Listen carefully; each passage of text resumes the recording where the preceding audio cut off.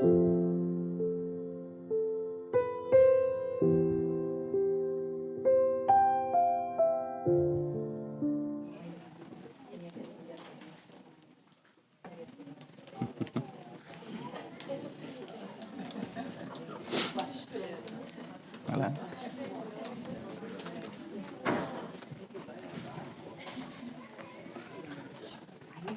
Muchas gracias.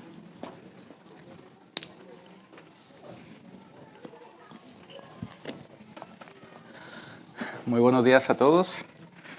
Es un privilegio volver a ver caras conocidas. Recuerdo que la primera vez que prediqué aquí en España, yo soy originario de México, de Monterrey, una ciudad que está al norte de ese país.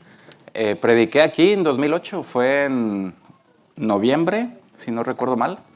Entonces, siempre esta iglesia ha sido de mucho beneficio para mi vida y bueno, siempre es bueno ver amistades y hermanos en la fe.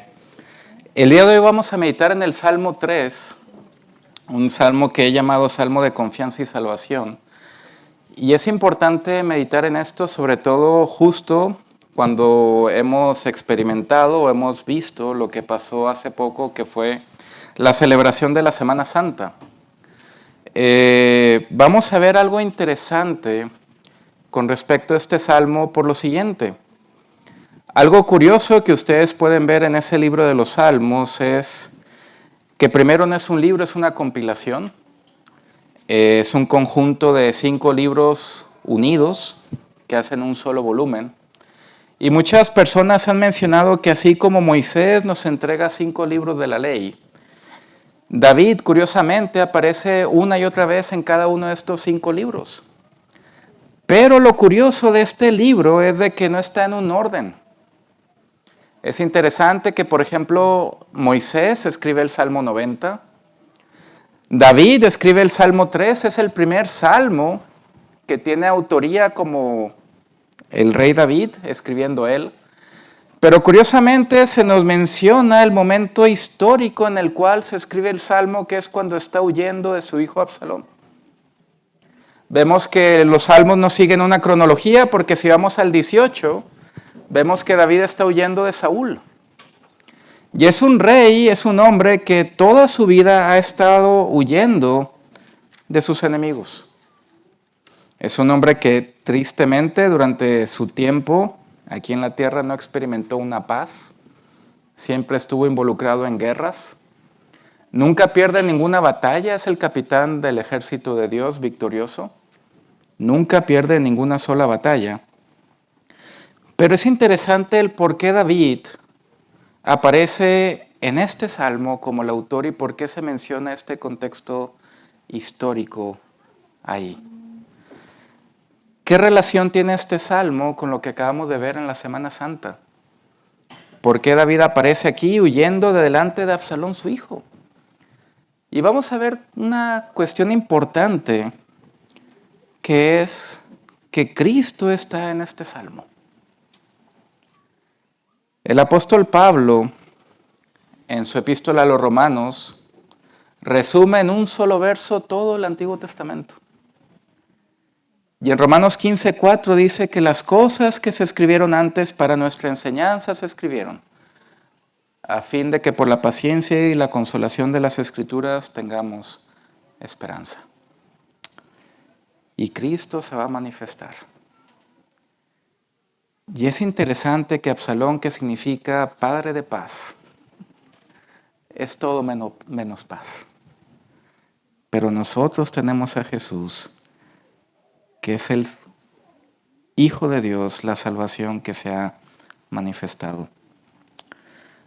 Vamos a ver 3 puntos principales en este salmo. La primera es una queja, los versos 1 y 2. ¿Por qué levanta esta queja David? ¿Cuál es el contexto histórico de esta queja? ¿A dónde nos lleva? El segundo punto, vamos a ver una afirmación. Es bien interesante cómo David, después de presentar sus quejas y lamentos delante del Señor, siempre pasa directamente a una afirmación resaltando lo que Dios es. Y vamos a mencionar algo que es Dios para David, de acuerdo a este salmo. Y el tercer punto, que va ligado con el final del verso 12, es la salvación. ¿A dónde apunta este salmo? ¿A dónde nos quiere llevar el rey David? Antes de empezar con la lectura y la oración, quiero resaltar algo importante. De acuerdo a Deuteronomio capítulo 17, el rey de Israel, si quieren vamos brevemente a este verso. Deuteronomio capítulo 17, a partir del verso 18. Vemos que la obligación que tiene un rey cuando se siente sobre el trono de Israel es la siguiente. Y cuando se siente sobre el trono de su reino, entonces el rey escribirá para sí, para su devocional,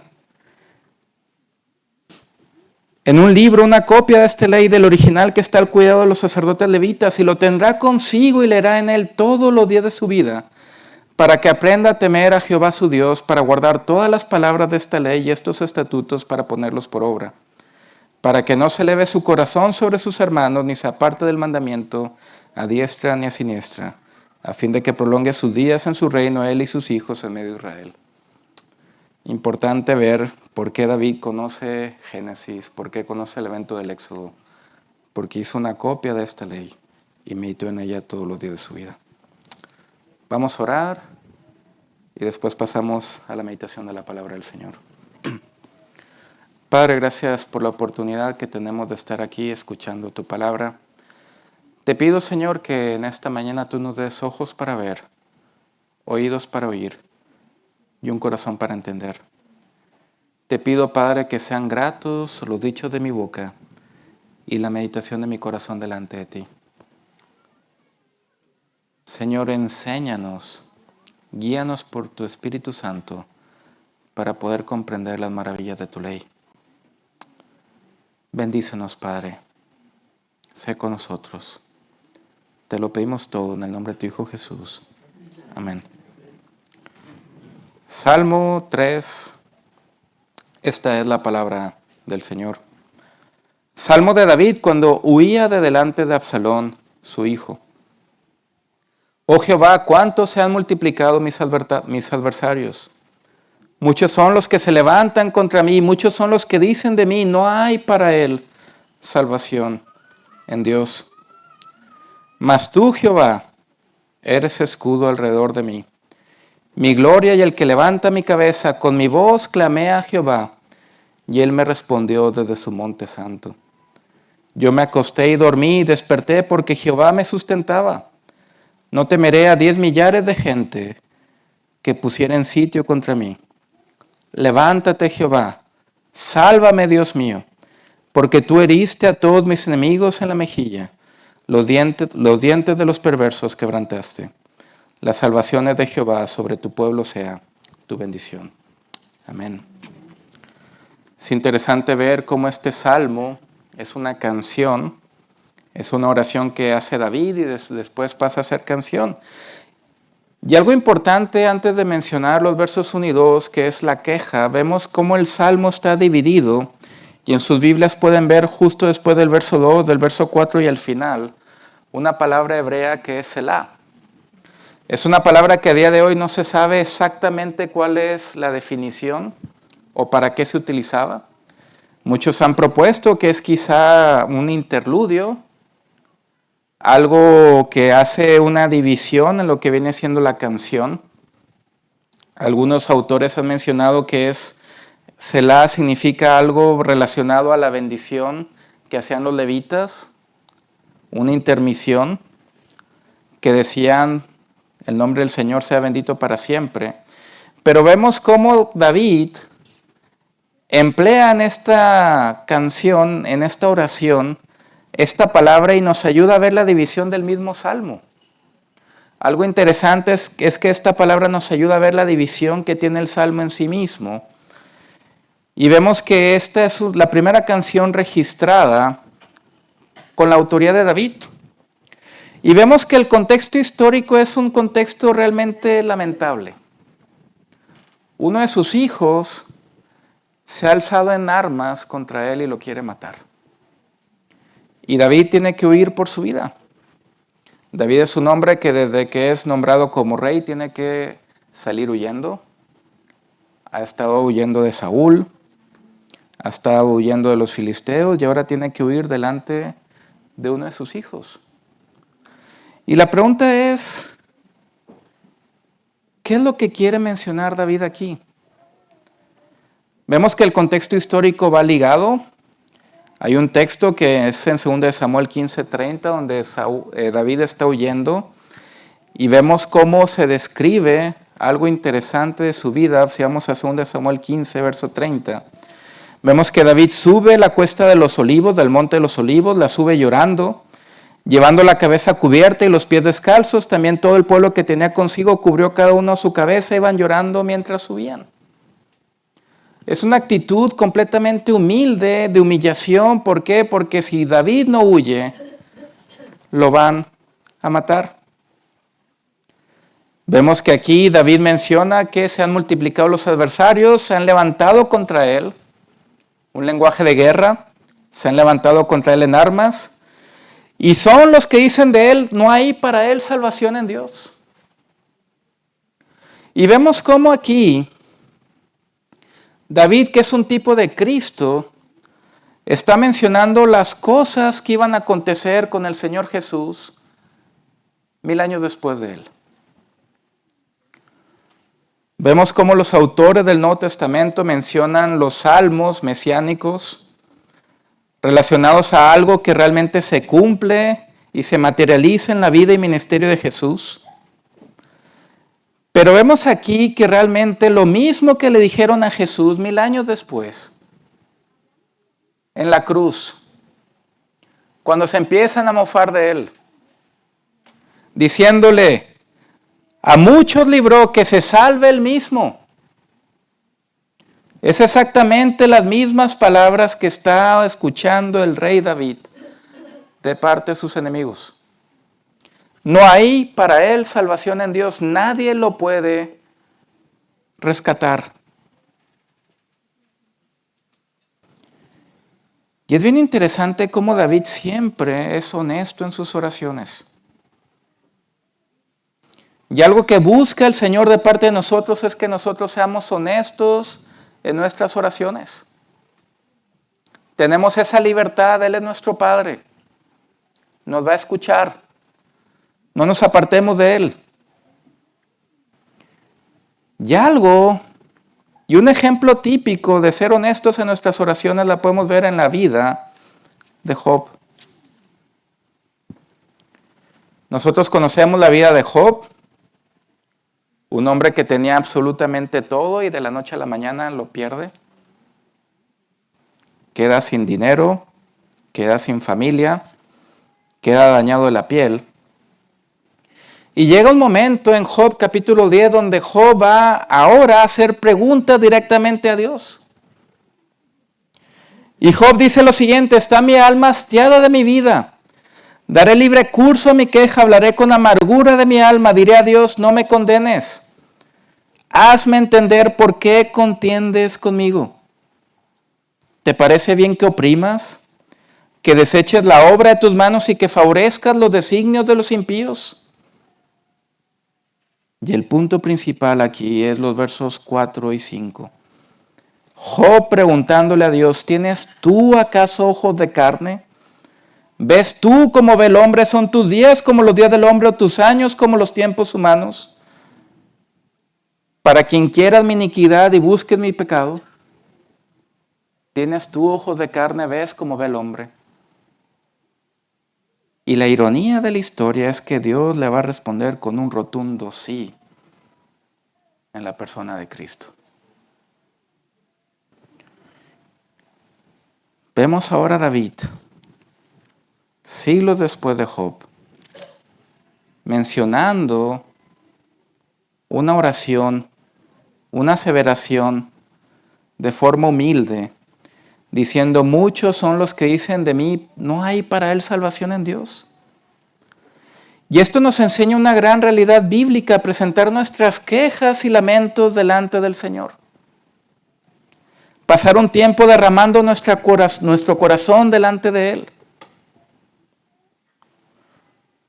Un escritor americano dijo lo siguiente, realmente no podemos escuchar las historias de la Biblia lo que están diciendo hasta que las escuchamos como historias acerca de nosotros mismos.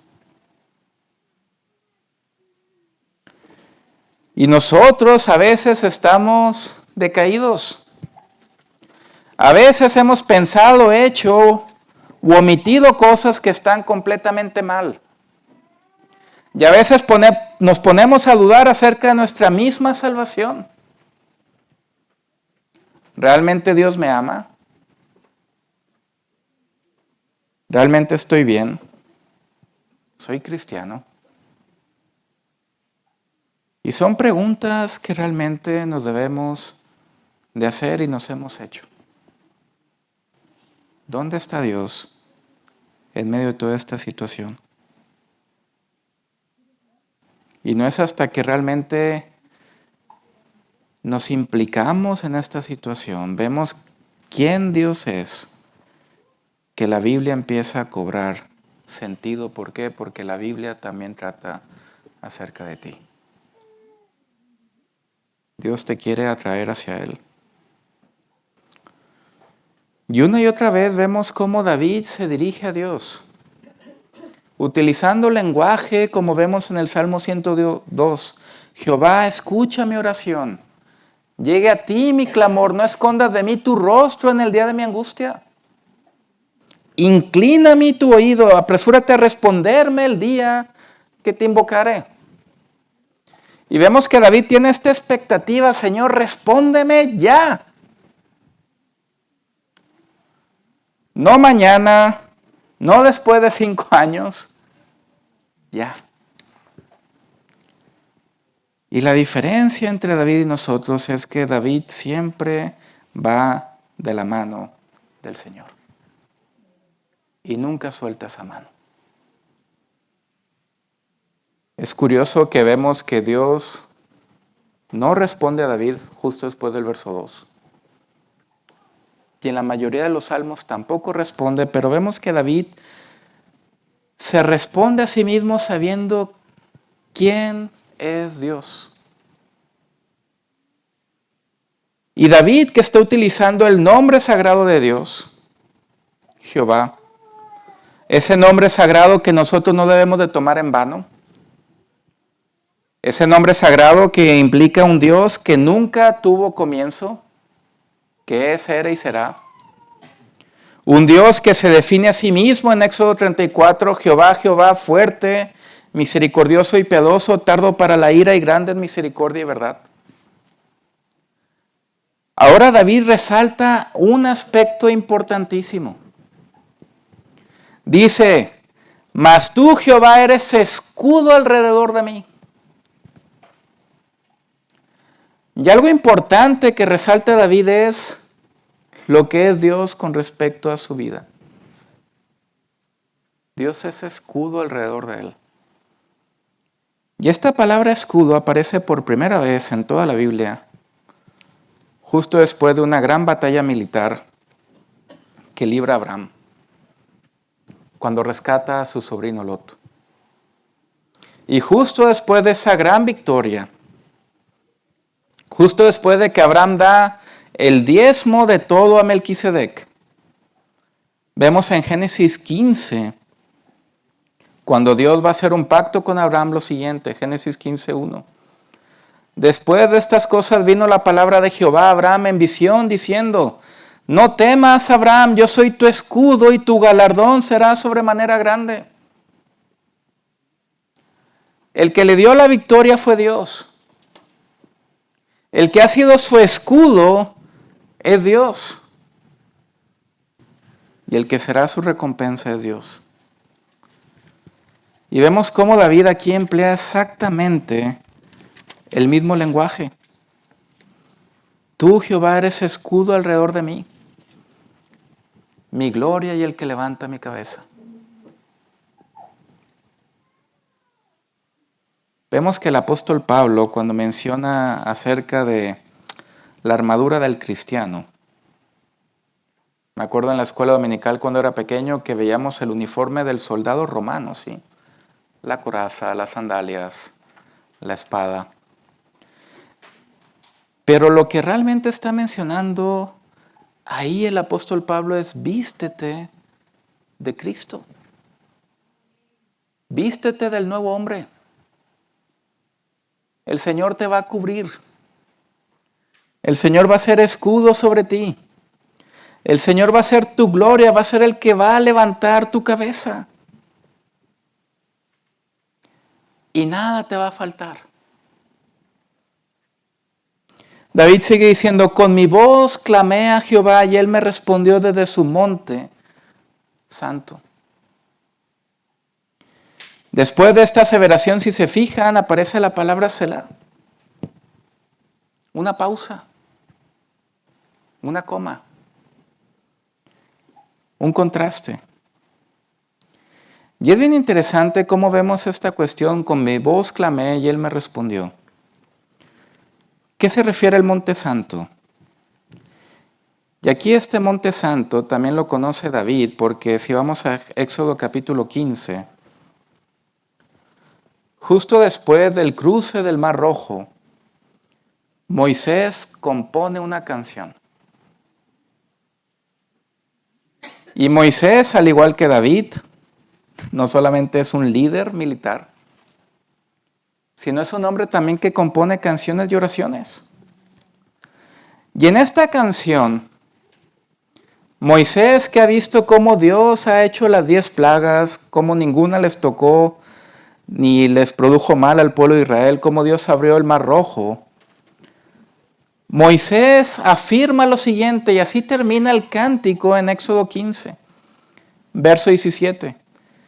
Tú los introducirás y los plantarás en el monte de tu heredad, en el lugar de tu morada que tú, oh Jehová, has preparado, en el santuario que tus manos, oh Jehová, han afirmado. Y vemos aquí que realmente el lugar a donde los va a llevar el Señor no va a ser a un monte terrenal, sino un lugar que Dios con sus manos preparó y afirmó. Y vemos aquí una realidad, porque este monte es exactamente el mismo que menciona el apóstol Pablo en su epístola a los Gálatas, capítulo 4. Y si vamos a ese texto, vemos que incluso el apóstol Pablo utiliza una alegoría para hacer una distinción entre lo que viene siendo la Jerusalén terrenal y la Jerusalén celestial. Y Pablo en Gálatas capítulo 4, a partir del verso 21, dice lo siguiente: decidme los que queréis estar bajo la ley, ¿no habéis oído la ley? Porque está escrito que Abraham tuvo 2 hijos, uno de la esclava, el otro de la libre. Pero el de la esclava nació según la carne, mas el de la libre por la promesa, lo cual es una alegoría. Pues estas mujeres son los 2 pactos, el uno proviene del monte Sinaí, el cual da hijos para esclavitud. Esta es Agar. Porque Agar es el monte Sinaí en Arabia y corresponde a la Jerusalén actual, pues esta junto con sus hijos está en esclavitud. Mas la Jerusalén de arriba, la celestial, la cual es madre de todos nosotros, es libre. El autor a los Hebreos menciona lo mismo también. Nos hemos acercado a la Jerusalén celestial por fe. Éxodo 17, Éxodo 15. Ese monte Dios lo va a preparar con sus manos, el lugar de su morada. Fíjense cómo Dios está en los detalles. Porque algo interesante que vemos en la vida de Jesús es que todos los personajes antes de su llamado tenían ya un oficio. Moisés antes de su llamado había sido pastor de su suegro Yetro. David antes de su llamado había sido pastor. Pero Cristo antes de ser ungido por Juan el Bautista tenía un oficio. Y la palabra en griego es carpintero, que es la misma palabra que se emplea para albañil. Jesús es constructor. Y cuando le dice a sus apóstoles, es mejor que yo me vaya porque para prepararles un lugar. Vemos que Jesús está preparando el paraíso. Él nos responde desde su monte santo. Ahí está. Con mi voz clamé. Hace poco celebramos, y de hecho el día de hoy vamos a recordar ese sacrificio de Jesús, la pasión. Y vemos las 7 palabras de Jesús en la cruz. Y vemos que Jesús clama, y es justo en ese momento en que realmente vemos que Pablo menciona que al que no conoció pecado, por nosotros lo hizo pecado para que nosotros fuésemos hechos la justicia de Dios en él. Esto es que nuestros pecados se transfieren en el cuerpo del Señor Jesús físicamente. Un Dios santo no puede estar cerca de un pecador, y en ese momento Cristo era el peor pecador de todos. Vemos que el Señor clama y el Padre no le responde. Dios mío, ¿por qué me has abandonado? Hace varios años tuve la oportunidad de servir en una iglesia en Vilafranca del Penedés. Y una de las personas que estaban en esa iglesia trabajó mucho tiempo en Vilafranca. Se conoce ¿por qué bebida? Por la cava, sí. Y me comentaba cómo a veces ciertos vinos, cuando se pican, se convierten en vinagre. Y cómo hay gente que viene y compra no el vino, sino el vino picado convertido en vinagre. Y cuando vamos a los evangelios, vemos que Jesús en un momento de su vida, a pesar de que él, al igual que David, lo quisieron matar, estuvo siendo perseguido, solamente en un momento de su vida estuvo sudando sangre. Y estuvo en tan nivel de conmoción que dice a su padre: cualquier cosa menos esto. Y Jesús le dice a su padre: que pase de mí esta copa. Y la pregunta es, ¿qué copa o qué contenía esa copa que hizo que nuestro Señor sudaba sangre? 15 veces en el Antiguo Testamento se nos menciona una copa de la ira de Dios de forma metafórica. Tenemos dichos en español: ha comido su propio veneno. ¿Sí? Pero cuando vamos al Evangelio de Juan, el testigo ocular, el único valiente que realmente estuvo con Cristo hasta el final, a los pies de la cruz, vemos en Juan 19, a partir del verso 28, lo siguiente. Después de esto, sabiendo Jesús que ya todo estaba consumado, dijo para que la Escritura se cumpliese: tengo sed. Y estaba allí una vasija llena de vinagre, vino que se había picado. Entonces ellos empaparon en vinagre una esponja y poniéndola en un hisopo se la acercaron a la boca. Cuando Jesús hubo tomado el vinagre, dijo: consumado es. Y habiendo inclinado la cabeza, entregó el Espíritu. Cristo bebe esa copa de la ira, esa copa amarga, ese vinagre, por nosotros. Este hombre que había clamado, que esperaba una respuesta, la respuesta es: eres pecador y vas a resucitar. Cristo vence los 2 grandes enemigos que tenemos. El pecado y la muerte entraron por Adán y Eva. Y Cristo, con su muerte, vence el pecado. Y con su resurrección vence la muerte. Las 2 cosas. Es curioso, y no sé si es algo que hicieron los traductores de la Biblia en el siglo XVI, pero en muchas ediciones, justo después del Selah, del verso 4, hay un breve espacio. en sus Biblias. En alguna de sus Biblias hay un breve espacio, quizá los mismos editores de la Biblia en el siglo XVI esperaban que las personas meditaran, ¿sí? Meditaran justo después de esta respuesta del Monte Santo. Y fíjense que es bien curioso que en el verso 5 aparece: yo me acosté y dormí y desperté porque Jehová me sustentaba. Muchas personas mencionan que es el ciclo total del día, ¿sí? Me acosté, dormí y desperté.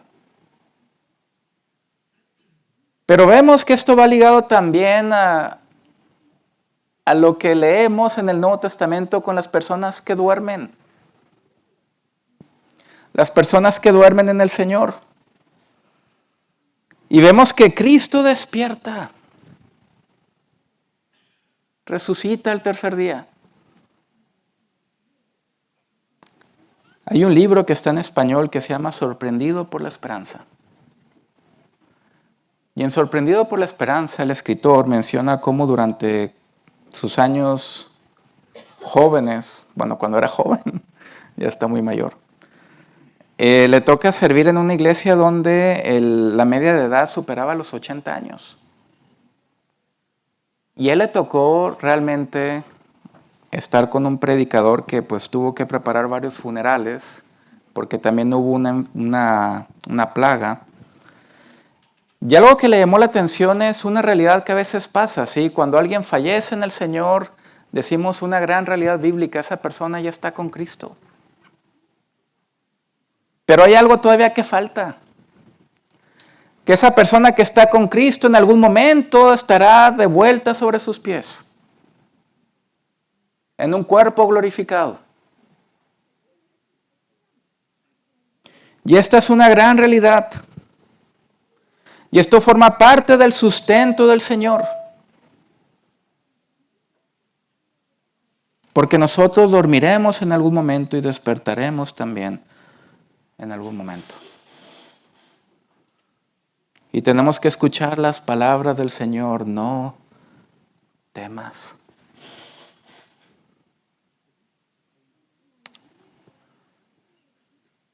No temas, el Señor está ahí.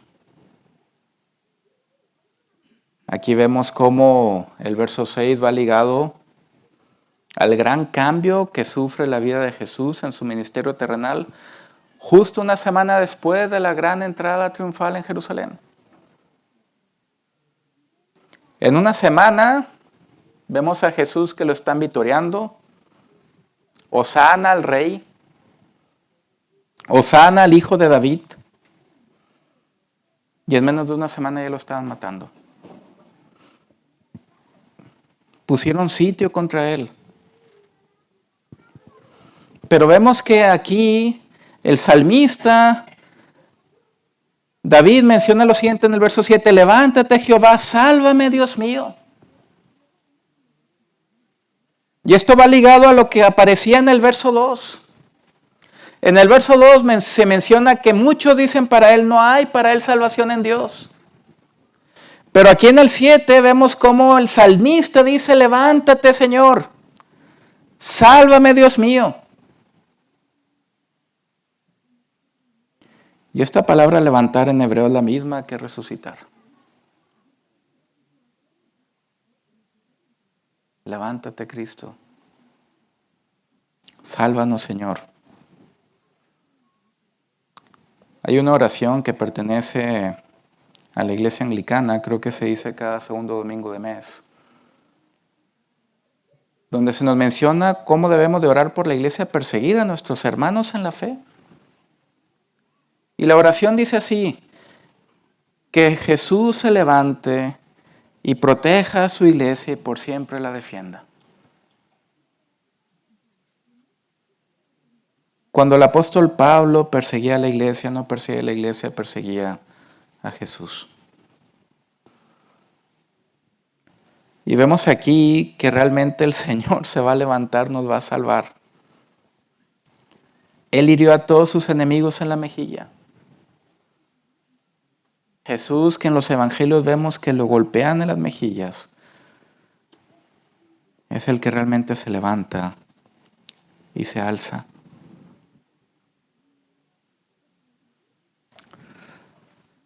Recuerdo una vez, unas navidades, que tenía que volver a México cuando estaba en el seminario. Yo no había ido un domingo antes en la iglesia, pero el domingo antes en la iglesia, antes de ir de vacaciones de Navidad, el predicador había mencionado acerca de lo que viene siendo el volver al hogar. Y nosotros a veces tenemos una distinción entre casa y hogar, ¿sí? Hogar es algo más íntimo, es un lugar donde nos sentimos en pertenencia, ¿sí? Y la casa es básicamente, a veces lo definimos como un techo que nos cubre para poder dormir. Y me preguntó el pastor a mí y a otro chico que a dónde íbamos a ir.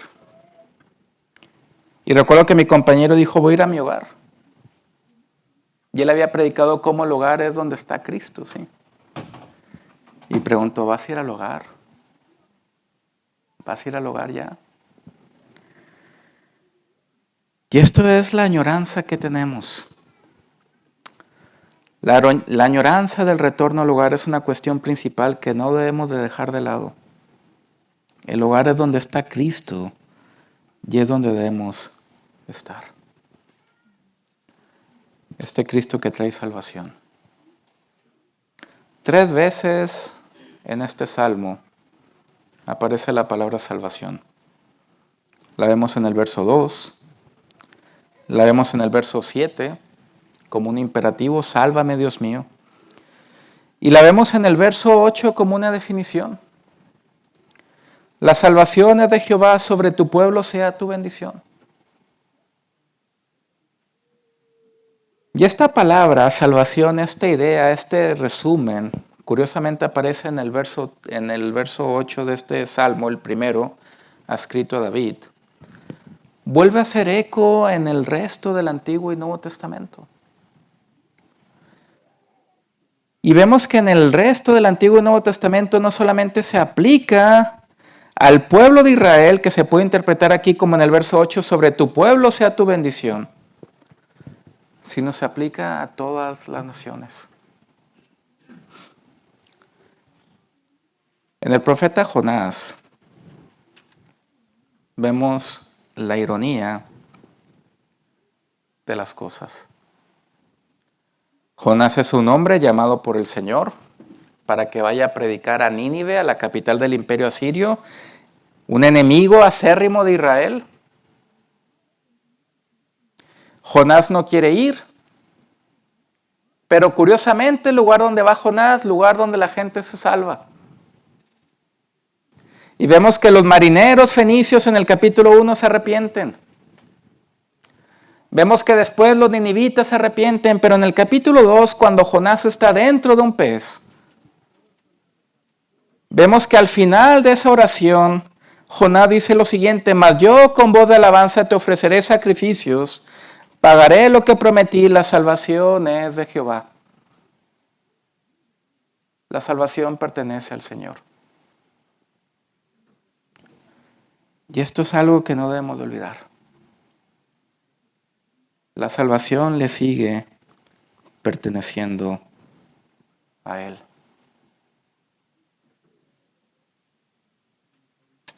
Quiero terminar con un verso que está en Sofonías capítulo 3. Cuando yo era pequeño, recuerdo en una iglesia que esa iglesia tenía por costumbre, y estaba en los estatutos, que cuando terminaba el sermón, el pastor tenía por obligación bendecir a la congregación, como lo vemos en este salmo al final: sobre tu pueblo sea tu bendición. Y lo que tenía que hacer el pastor era alzar las manos y decir, ya sea el último verso de 2 de Corintios, pero por lo general se utilizaba la bendición que aparece en Números capítulo 6. Y en Números capítulo 6 vemos un imperativo que Dios le da a Moisés y Aarón diciendo: así vas a bendecir a la congregación de Israel. Jehová te bendiga y te guarde. Jehová alce su rostro sobre ti y tenga de ti misericordia. ¿Sí? y el rostro del Señor resplandece sobre ti. Que Jehová haga resplandecer su rostro sobre ti y tenga de ti misericordia. Y la pregunta que surge es que es bien interesante el contraste, porque vemos que Moisés, su rostro resplandece cuando está en el Sinaí. Pero aquí no es que tu rostro va a resplandecer, sino va a ser el rostro ¿de quién? De Dios. ¿Y cómo puede resplandecer el rostro de Dios? Tengo un tío que son de esas personas que no sabes tú si está alegre, triste, enfadado. No se le puede leer su rostro. Y por una situación peculiar tuve que acompañarlo yo al hospital cuando nació su nieto. Y cuando fuimos al hospital y fuimos a la incubadora, donde están los bebés, y vi cómo él estaba diciendo a la enfermera que le mostrara al nieto que había nacido. El rostro de él sonrió. Y vemos esta realidad. Cuando Dios te ve, no te ve a ti, sino ve a Cristo en ti. Y su rostro resplandece. Porque tu salvación tuvo un precio. Cristo agonizó en la cruz por ti. Y el profeta Sofonías, y quiero ligarlo con esto que acabo de mencionar, menciona lo siguiente en Sofonías 3:17. Jehová está en medio de ti, poderoso. Él salvará. Se gozará sobre ti con alegría, callará de amor, se regocijará sobre ti con cánticos. Esta es la estética que debemos de recordar. El rostro de Dios resplandece. Y Cristo ha resplandecido en nuestros corazones. Y nos lleva a una gran realidad. David apunta al Señor Jesús.